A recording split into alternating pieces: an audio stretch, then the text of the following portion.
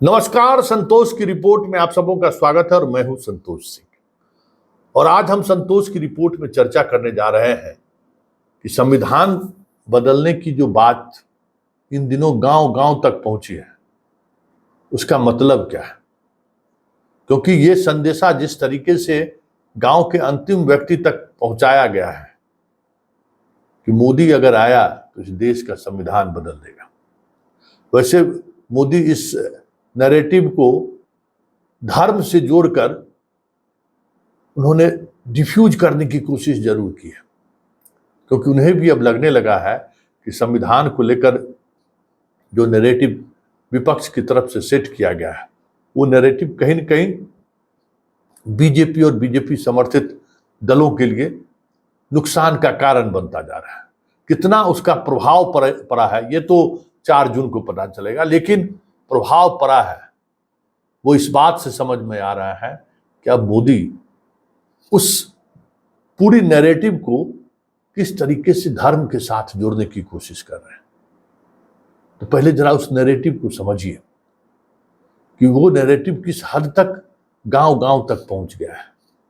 कल हाजीपुर में चिराग नॉमिनेशन करने गए थे और उस दौरान उन्होंने अंबेडकर की प्रतिमा पर माल्यार्पण किया था। दलित समाज के लोग ही चिराग के इस शैली का विरोध किया और मतलब कोई दलित नेता अगर माला पहनावे तो पहली बार ऐसा देखने को मिला कि पूरी मूर्ति को दूध से धोया गया। और इस पूरे कार्यक्रम के आयोजन में सारे दलित लोग लगे हुए थे और उन्होंने जो बातें कही हैं वो बातें कहीं न कहीं लग रहा है कि देश के अंदर कुछ न कुछ चीजें ऐसी चल रही हैं जहां तक हम आप नहीं पहुंच पा रहे, या यूं कहें कि कुछ न कुछ चीजें ऐसी चली है जो दलित या सामान्य या ऐसे लोगों तक पहुंचाने में कामयाब रही है, जिस बात का असर कितना पड़ा है ये तो 4 जून को पता चलेगा। लेकिन पहली बार मैंने ये चीजें देखी है, क्योंकि जीतन राम मांझी कहते थे कि मंदिर गए तो पंडित जी सब गंगा जल से धो दिए, लेकिन कोई दलित जाए दलित नेता को माल्यार्पण पहनाने के लिए और उसके बाद उसको धोया जाए, ये पहली बार देश में देखा जा रहा है। हमें लगता है पहली घटना होगी।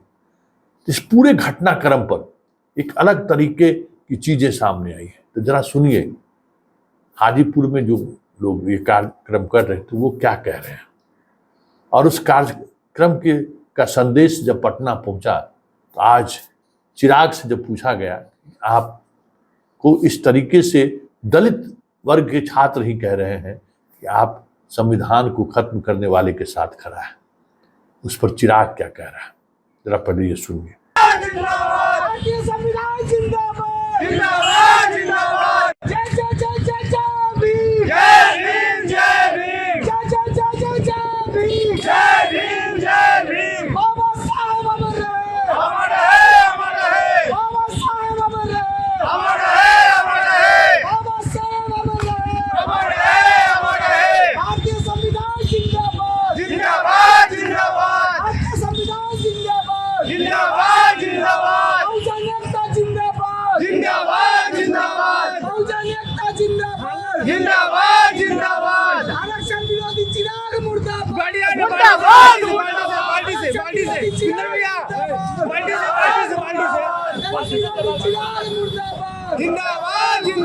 इसलिए धोया गया है क्योंकि एक दलित विरोधी जो कि पासवान के तबका लेके दलित के तबका लेके वो समाज में घूम रहा है, उन्होंने बाबा साहब की मूर्ति पर माल्यार्पण किया, छूने का काम किया। उसके वजह से यहाँ के पासवान समाज लोग मूर्ति को शुद्धिकरण कर रहे हैं। वो दलित का चोला पहन के दलितों का कोई काम नहीं करते हैं और आए दिन आरक्षण के खिलाफ रहते हैं। लगाएंगे नहीं रे भाई, आज खतरे में हम लोग हैं, संविधान खतरे में है, आरक्षण खतरे में है, समझे, समाज खतरे में है, परिवार खतरे में, देश खतरे में है, समझे। इसलिए देश को बचाना युवा नौजवान कौन है ये? कौन है ये? चिराग पासवान स्थापित लीडर हैं।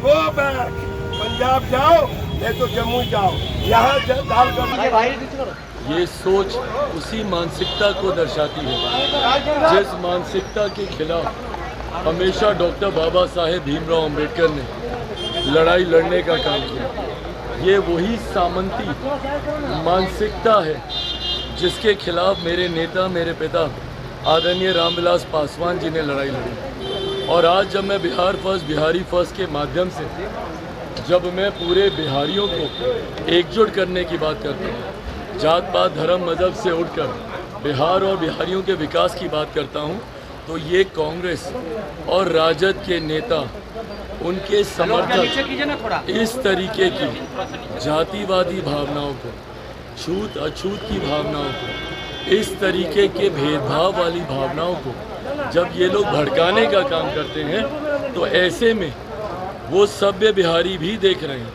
भले वो दलित समाज के हों, अगड़ा समाज के हों, पिछड़ा समाज के हों, मुसलमान हो, जो भी हो, हर जाति हर धर्म के लोग इस बात को भी देख रहे हैं कि बिहार में कौन भेदभाव की भावना को इस तरीके से भड़काने का काम कर रहा है। मैं बार बार कहता हूँ, 21वीं सदी का पढ़ा लिखा युवा हूँ, इन बातों से मुझे फ़र्क नहीं पड़ता, बट जो इस मानसिकता को बढ़ावा देते हैं, उन्हीं लोगों ने बिहार को बर्बादी की कगार पर धकेला हुआ है। तो आपने सुना, लेकिन चिराग जो कह रहा है सामंती, इसमें सामंत कौन है?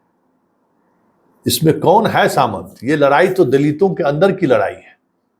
ये लड़ाई एक ऐसे दलित जो गांव में रहता है उसकी लड़ाई है, उस दलित से जो दिल्ली के सबसे महंगे स्कूल में पढ़ा है, जो दिल्ली के सबसे बड़े होटलों में जिसका आंख खुलने के बाद मसाज होता हो, उससे लड़ाई है। जो चीजें दिख रही हैं, ये लड़ाई तो दलितों के बीच है, इसमें सामंत कहाँ है? और जो वो काम कर रहा है उसमें तो कोई चेहरे से भी सामंती नहीं दिख रहा है कि दिल्ली मुंबई के बड़े होटलों में उसका शाम गुजरता हो, ऐसा भी नहीं दिख रहा है।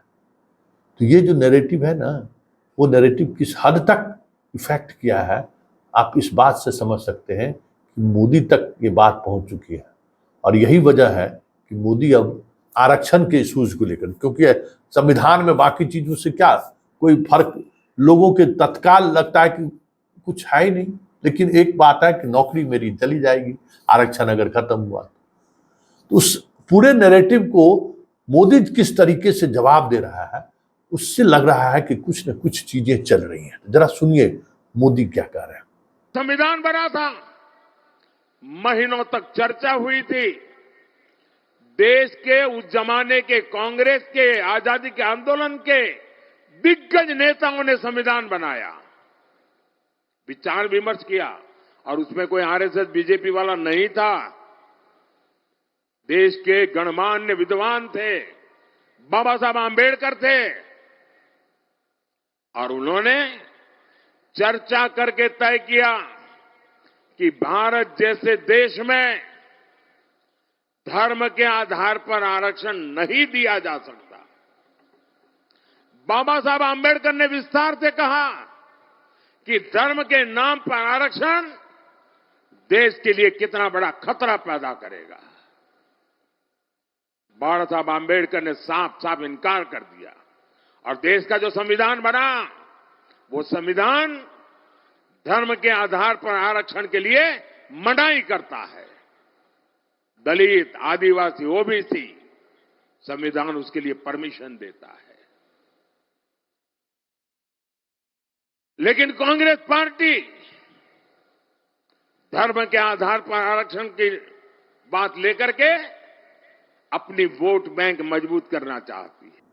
तो मोदी सुन लिए, मोदी इसके ठीक उलट वो कह रहा है कि ये धर्म के नाम पर आरक्षण करना चाह रहे हैं, एससी एसटी और ओबीसी का आरक्षण छीनना चाह रहे हैं।